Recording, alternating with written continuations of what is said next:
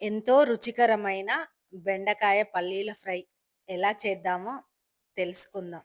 దీనికోసం పావు కేజీ బెండకాయలు తీసుకున్నాను. వాటిని చిన్న చిన్న ముక్కలుగా కట్ చేసుకున్నాను.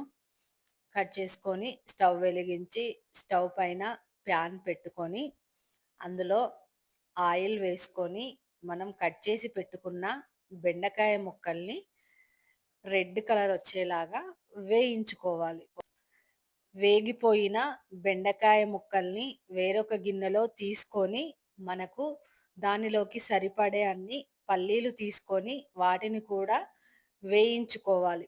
వాటిని కూడా బెండకాయ ముక్కలు వేసుకున్న గిన్నెలో వేసుకొని దీనిలో కారం కోసం కొన్ని ఎల్లిపాయలు తీసుకొని మెత్తగా దంచుకున్న తర్వాత వాటిలో రుచికి సరిపడా కారం, ఉప్పు వేసుకొని మరొకసారి దంచుకొని ఆ మిశ్రమాన్ని మన బెండకాయలు, పల్లీలు ఫ్రై చేసుకున్న గిన్నెలో వేసుకొని బాగా మిక్స్ చేసుకోవాలి. ఎంతో రుచికరమైన బెండకాయ పల్లీల ఫ్రై తయారైపోయింది.